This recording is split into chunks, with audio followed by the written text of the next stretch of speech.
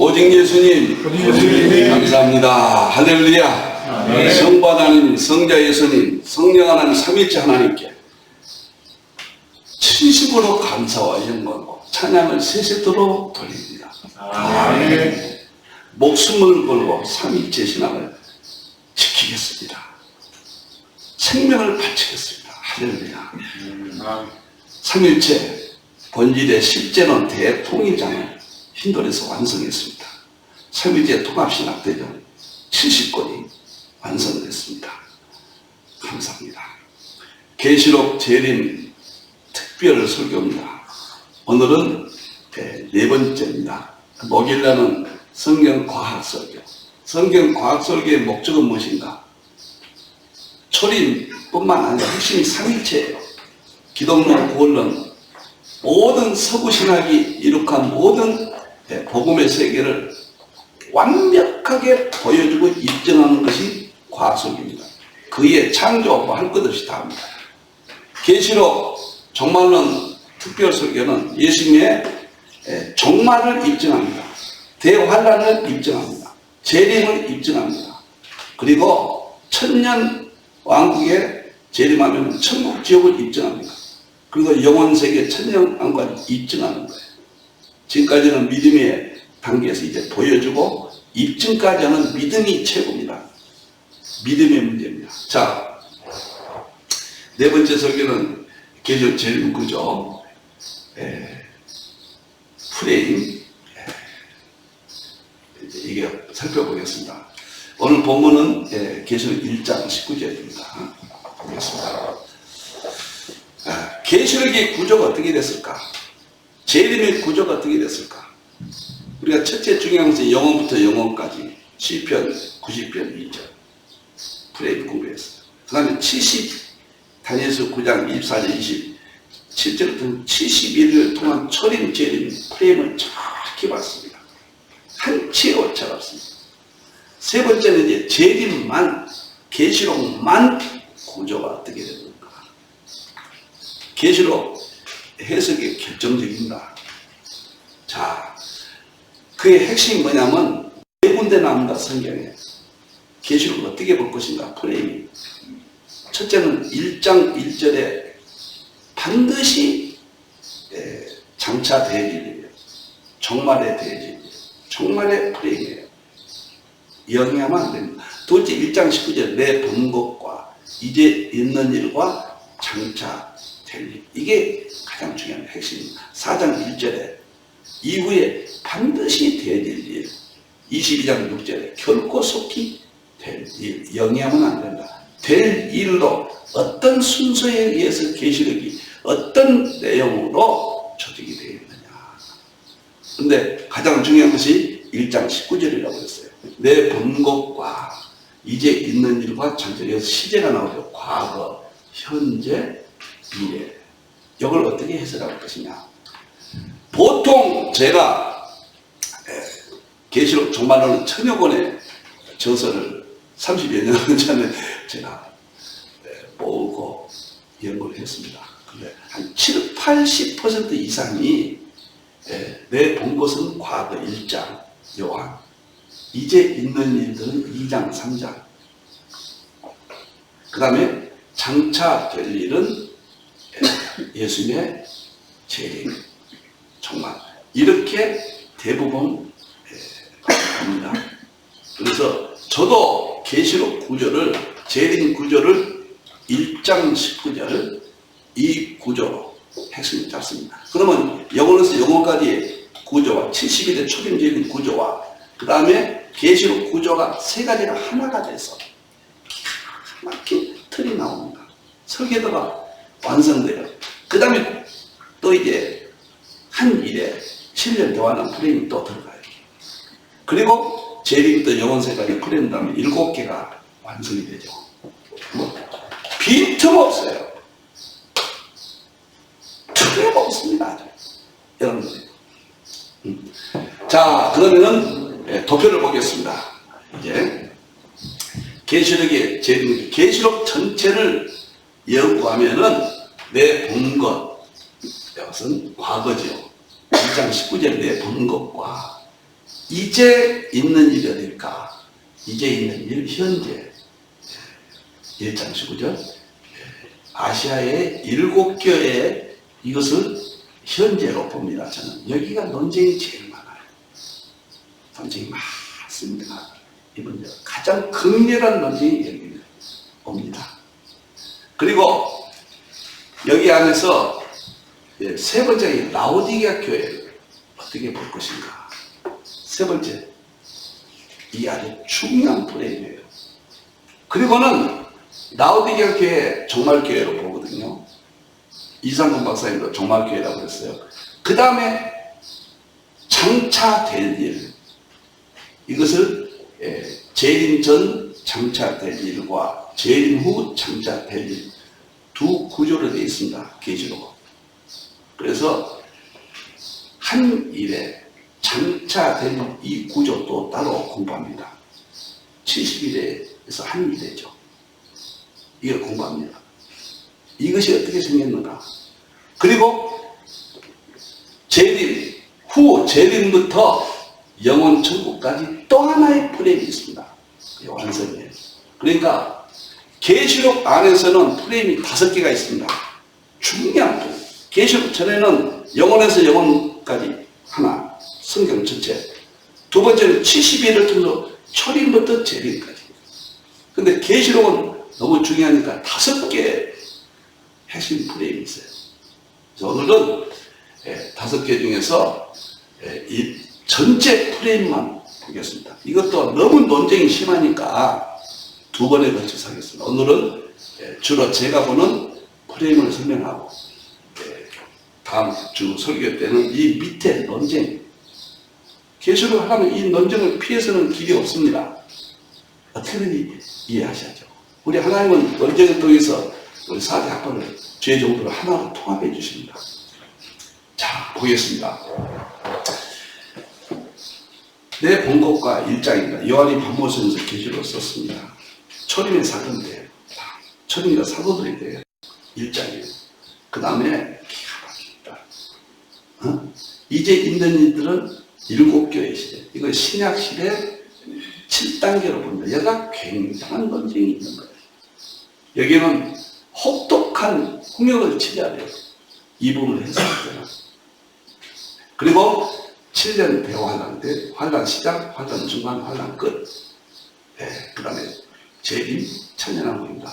여기서 7교회 이제 있는 일을 어떻게 볼 것이냐. 7교회. 여기서 3가지가 대립합니다. 하나는 소아시아 지방의 7교회 주신 말씀이다. 문자적으로 맞죠? 맞아요. 또 하나는 전 세계 교회에 주신 영적 의미다. 이렇게 전 세계 교회들은 7교회 중에 하나의 어떤 특징을 연결된다. 맞아요. 그것도 봐야 돼요. 영적으로. 그런데 또 하나가 7교회를 신약시대 7단계로 예언한 것이다. 저는 1번, 2번도 맞아요. 그러나 원리는 뭐냐? 계시록 프레임의 원리는 신약시대 7단계 역사로 보는 거예요. 역사. 왜 그러느냐? 1장 3절에 예언의 말씀이라고 그랬잖아요. 예언이니까 예언으로 봐야죠. 7개에 속한 게 아니고 영적인 게 아니에요. 예언의 말씀은 예언의 말씀이에요. 네.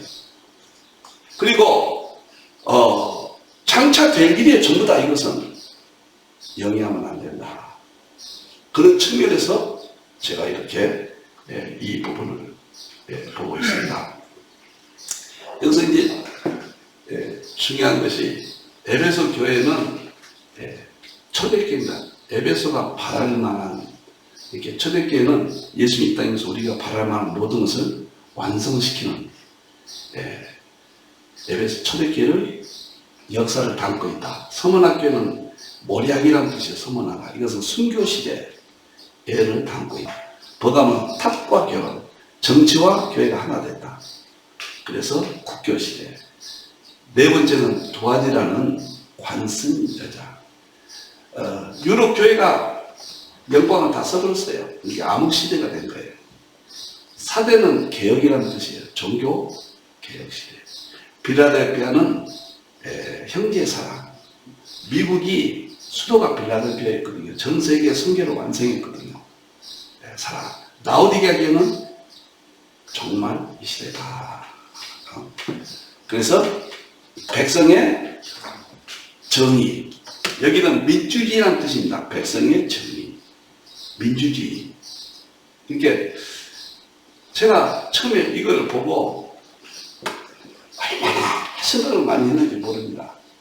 제가 85년도 1월달부터 계속 종말론을 하나님 은혜로 제가 접근하게 됐는데 1년 동안 하나님의 은혜로 징조 개통만 연구했어요. 70일에 이런 것만 연구했습니다. 그래서 제가 첫 번째 1040권 중에서 첫 번째 책이 성경 종말론이에요. 성경 종말론 딱 1장에 70일을 가지고 풀이를 짰습니다. 1과가 2과가 이 계시록 풀이를 가지고 2과를 짰습니다. 그래가지고 이 풀이를 짜고 그 다음에 거기에다가 많은 교회와 죄종과 목자와 천국 모든 프레임을 제가 짜서 그 책이 한국에서 많이 보급됐죠. 엄청나게 단열하셨습니다. 한 번 모이면 1000명, 1500명, 2000명 이렇게 오셨으니까요. 화장실까지 꽉 찼었죠. 예. 그런데 가장 가슴 아픈 것이 이 7개가 무한한 내용이 들어있다는 거예요. 이것만 따로 할 때는 충격을 받았거든요. 근데 여기에 대해서 7개를 신약시대 7단계로 해석하는 것이 세대주의 신학에서 먼저 했어요. 세대주의는 1900년 초반에 정말로 먼저 손댔습니다. 그리고 이 종말론에서 징조 부분을 굉장히 연구를 많이 했어요. 나는 이 이야기를 먼저 하고 오늘 진행하겠습니다. 저는 세대주의 신학과는 아무 상관없는 사람이에요. 세대주의 신학은 성경을 7시대로 나누고 그 시대마다 구원의 특징을 이야기합니다. 저는 그거 반대합니다. 그리고 세대주의 신학은 7년 전 휴거를 주장합니다. 저는 휴거 책만 천년하고만 700페이지를 쓴 사람이에요. 저는 7년 전 환란 통과를 주장한 사람이에요. 그 다음에 세대주의는 계시록 4장 이하는 유대인에게 해당한다고 해요. 저는 계시록은 교회에 대한 이야기, 계시록 20년 내가 교회를 위하여 예수님께서 내 사자를 보냈다 했거든요. 22장 16절인가요. 그러니까 그 다음에 세대주의는 지나친 문자주의였습니다. 저는 세대주의 신앙은 존경합니다. 그러나 세대주의 신학에 대해서 저는 다른 길을 걷습니다. 그 다음에 천년왕국 가서 유대인들이 왕 노릇하고 이방인들이 백성이다. 이런 해석들, 유대인에 대한 특혜 이런 것은 저하고는 맞지 않습니다. 제가 세대주의 비평적 비판 책을 한 권 썼습니다. 제가 그런 문제는 많이 썼습니다. 저는 그래서 제가 생각을 많이 했죠. 내가 이거 7단계로 주장하면은 세대주의라는 오해를 받겠다. 전혀 상관없는데. 그리고 또 하나는 내가 7단계를 거부한다면은 이 속에 감춰진 엄청난 진리들을 하나님 앞에 잃어버린다. 35년 전에, 7년 전에 많은 기도를 했습니다.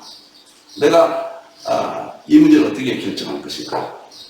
그래서 단호하게 4대 학파를 통합해라. 그래서 그 학파에 성경적으로 맞는 것은 수용해라. 아닌 것은 거부해라. 그렇게 제가 결심을 하고 제가 방향을 잡았던 거예요. 세대주의 종말론 비평적 특별 연구라는 300페이지 세대주의에 대해서 연구를 제가 많이 했습니다. 그들의 신앙을 존경합니다. 그러나 7교회를 세대주의가 칠시대로 구분하는 것이 세대론자 성경은 칠시대로 본다는 말과 동의어로 들려서 무조건 그냥 세대주의라고 낙인 찍죠. 저를 오해하신 분들은 세대주의가 아닌가 또 염려하신 분들이 계시죠. 상관없는 이야기입니다. 이 이야기를 꼭 드리고 싶었습니다. 자, 너무 놀라운 것은 이 도표에서 라오디게아 교회, 라오디게아 교회를 연구하면 도표를 보면은 21세기 이 시대가 세계가 무너지거든요. 이유도 없어요. 복음도 연구가 많이 됐어요. 근데 왜 무너지느냐? 그 원인이 역사 밝혀집니다. 그리고 대책이 뭐냐? 역사 밝혀진 거예요. 그럼 미래에 어떻게 될 것이냐? 라오디게아에서 밝혀진다. 그래서 나중에 자세히 하지만 라오디게아가 라오디게아란 말은 민중의 비율을 맞추다. 백성이 정의롭다. 민주주의란 시대가 온다는 거예요. 그 다음에 3장 15절 16절은 두 물이 합친다. 뜨겁지도 않고 차갑지도 않고. 이건 히엘라볼리 온천수와 니푸르투 계곡의 민물이 합쳐서 라오디게아 들어오는데 제가 가봤어요. 두 물이 합친 것을 정교다원주의로 저는 해석합니다. 근거는 계시록 17장에 많은 무리에 앉았다. 정교다원주의 의미다. 그게 근거로 잡습니다. 무리에 물. 정교다원주의가 나타났다. 이 시대의 원인이다. 셋째는 17절부터 19절까지 벌거벗은 수치. 아멘을 사서 발라봐라. 가난하고 공부하고 가련하고 불쌍하다. 이건 세속주의예요. 그래서 민주주의, 다원주의, 세속주의가 오늘 시대의 원인이다. 저기서 목회 방향, 영적 세계 방향을 잡았습니다. 그럼 어떻게 하느냐? 예수님께서 20절에 문 밖에 찾아오신 이게 재림이래요.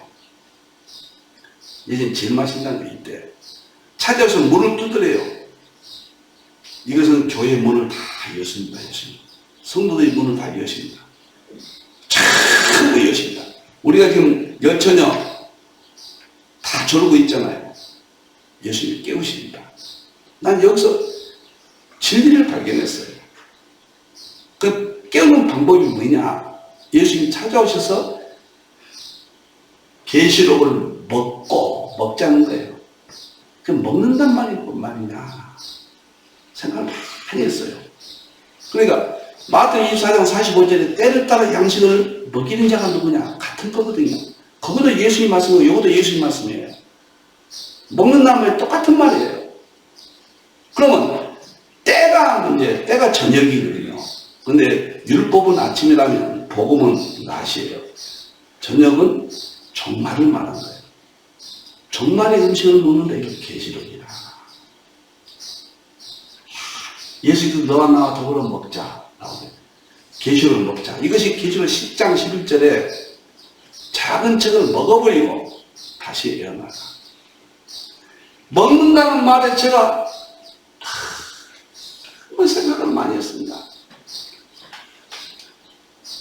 계시록을 먹으라는 이야기예요. 계시록을 먹으면 어떻게 되느냐? 민주주의를 이긴다. 그 다음에 종교다원주의를 이긴다. 그 다음에 세속주의를 이긴다. 저는 목회 하나님께서 개척하게 하셨고 또 성기도를 했는데 이 세 가지를 교회 모토로 걸었습니다. 이건 영적 대적이다. 그럼 방향은 뭐냐? 계시록은 먹는 거다. 계시록은 초림과 재료가 하나예요. 계시록을 먹게 하자. 그래서 전 교인들을 계시록으로 무장하고 사업다는 계시록 공부 외우기 그 다음에 계시록 읽기 100도, 200도, 300도씩만 읽었습니다. 전 교인들을 무장했습니다. 이것이 대책이구나.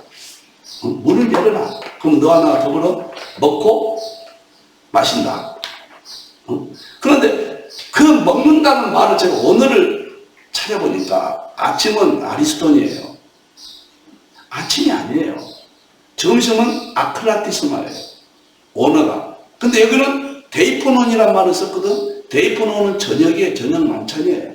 계시록이 저녁 만찬이구나. 율법과 복음과 계시록 개헌은 세 가지 특징이 본질은 하나예요.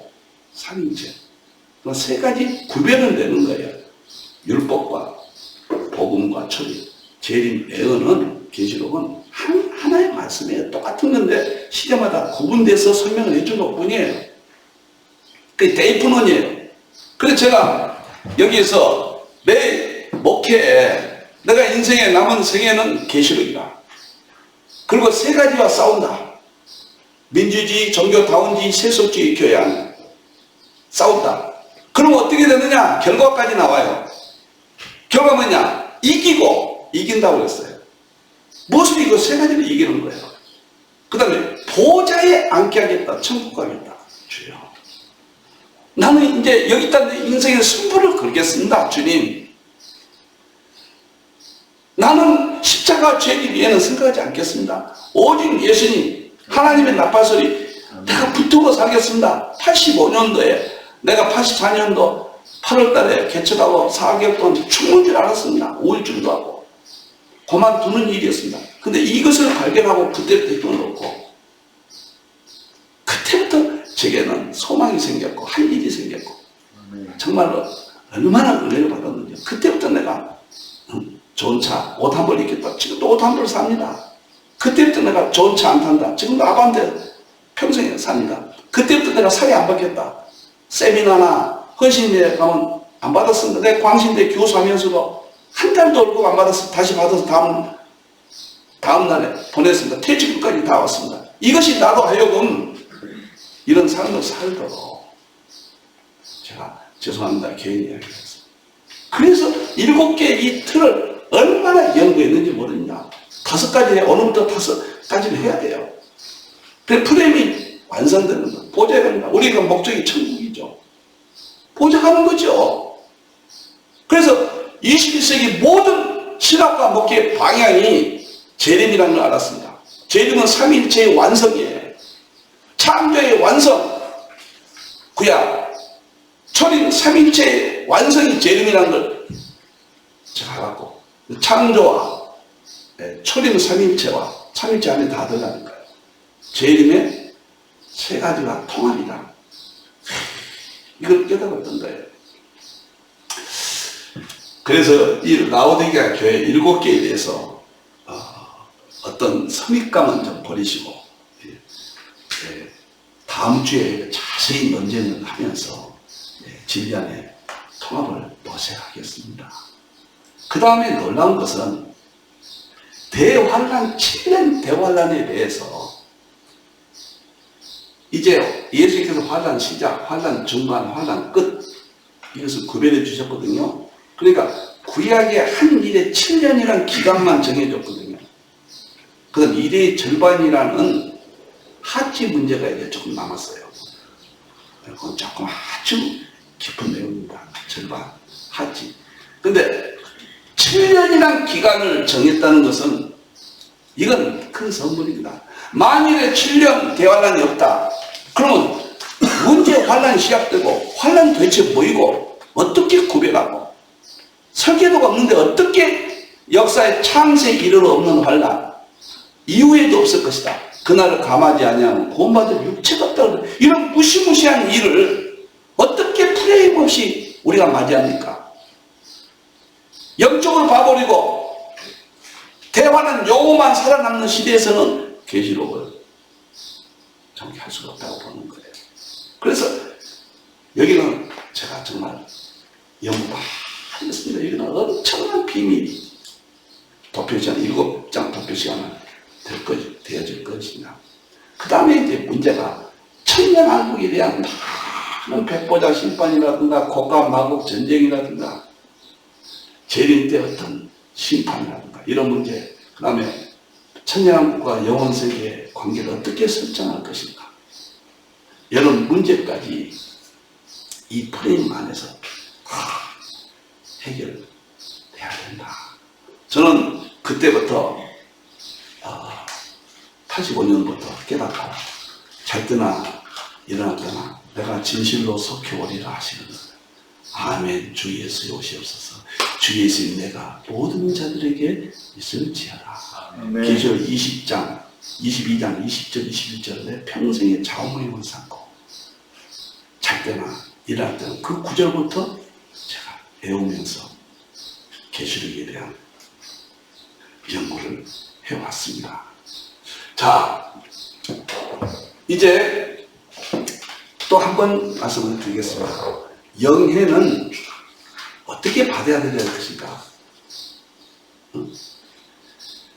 계시록은 장차될 일을 어느 기점에서부터 장차될 일이라고 생각을 해야 된다. 그 장차될 일은 자만 대환란입니다.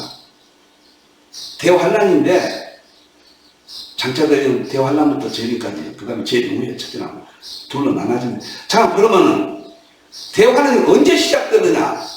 그가 나타난다 해주셨어요. 적그리스도가 나타나야 돼. 그러면 대환란을 어떻게 알 수가 있느냐? 그것은 놀라운 징조입니다. 대환란이 오기 전에 대환란과 관계된 5가지 징조가 있어요. 그게 단회적 징조라고 해요. 단회적 징조. 그 뭐냐면 이스라엘 독립입니다. 세계 흩어졌던 이스라엘이 70일에 흩어졌죠. 돌아옵니다. 그때 돌아왔어요. 마태 24장 31절 35절 무화과 나무에 비를 베어라. 가지가 이어나 싹이 나면 내가 문 밖에 온 줄 알아. 이스라엘 독립한 것은 문 밖에서 재림 입증은 할 수가 없는데 징조만 입증하는 거예요. 재림이 있다는 확신은 믿음을 가질 수 있어요. 그러나 입증 방법은 징조가 아니면 불가능한 거예요. 재림은 1560 몇 번 있다고 박유선 박사님 주석에 나와요. 1500번 이상 재림에 대해서 언급하는데 우리는 믿음은 얼마든지 가져요. 그러나 그 믿음을 입증하는 방법은 징조밖에 없어요. 첫째 이스라엘 독립이에요. 그때부터 대환란이 가시권으로 들어온 겁니다. 종말이 그때부터 시작이에요. 대환란은 본격적이고.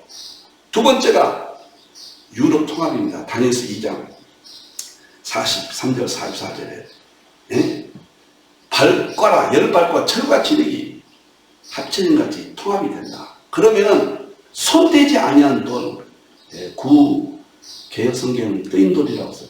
뜨인돌이 재림이 나타난다. 그래서 이 세상 나라를 심판하고 하나님 한 나라를 세우신다. 그 천연한 거예요. 한 나라를 세우신다. 그러면 유럽 통합이 됐어요. 1957년 로마 제약에서 됐습니다. 이스라엘 독립은 1948년 5월 14일 됐어요. 그러면 한 일에 같은 가까운 거예요. 뜨인돌이 예수님 재림입니다. 예수님 재림을 입증하는 것은 다니엘서 2장 43절 44절을 어떻게 해석해야 되느냐? 그걸 영위할 것이냐? 과거 로마의 반복으로 볼 것이냐? 정말이 되느냐? 재림을 어떻게 과거로 봅니까?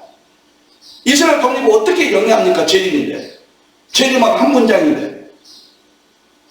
이게 아주 굉장한 문제가 이제부터 대두되는 거예요. 이 프레임 속에. 세 번째는 적그리스도예요. 예수님께서 멸망에 가증한 미물건이 성전에 선거보면 도망가. 성전 문제를 문자적으로 봐야 돼요. 세계주의와는 상관없어요. 팩트야, 팩트. 이스라엘 독립은 팩트입니다. 재림에.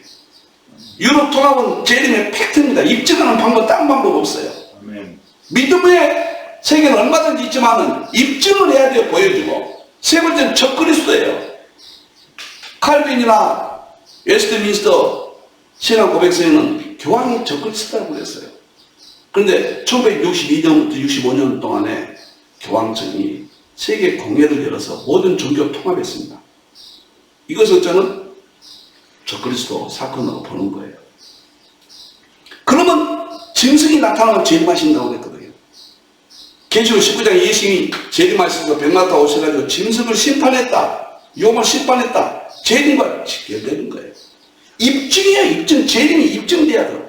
재림이 입증되면 이것은 대환란이 일어날 일이니까 대환란도 입증이 되는 거예요. 재림도 입증이 되는 거예요. 정말도 입증되는 거예요. 입증 방법을 찾아야 돼요.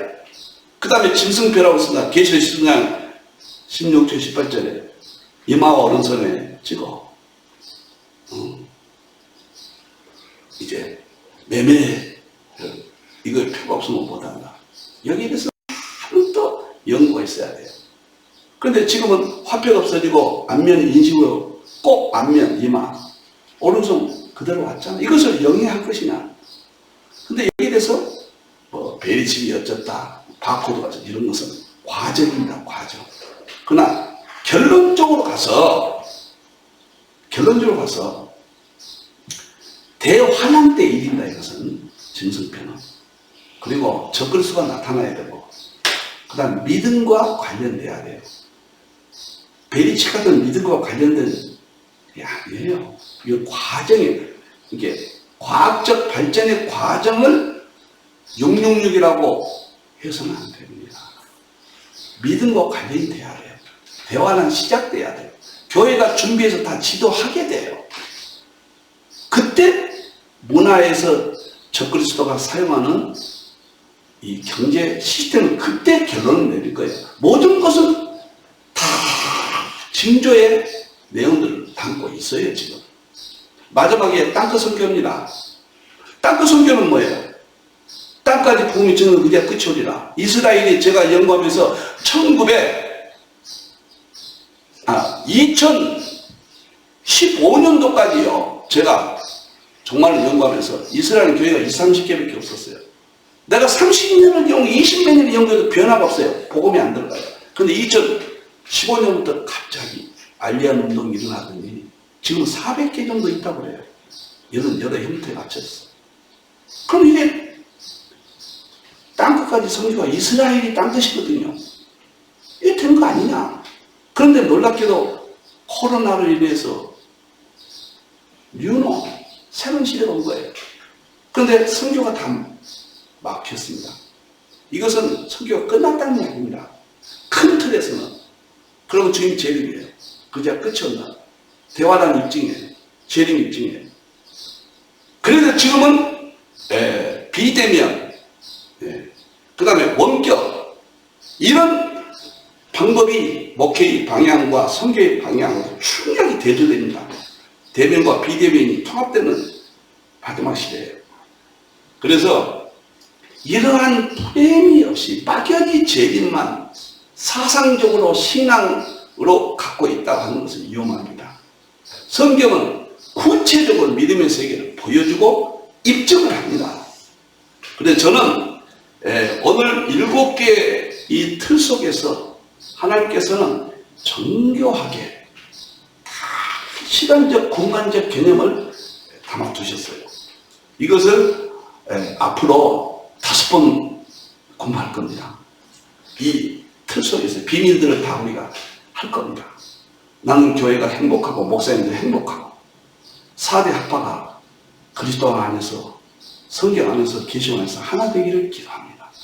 절대로 인격적인 공격을 하지 마세요. 서로 존경하고 존중하면서 우리는 마지막 때 재림신앙으로 삼일체 결론으로 모든 성경의 역사성을 입증하는 대장이 이루어지게, 이게 아시아 한국신앙, 한국의 핵심 신앙입니다. 그렇게 되기를 기도하겠습니다. 네. 할렐루야. 네.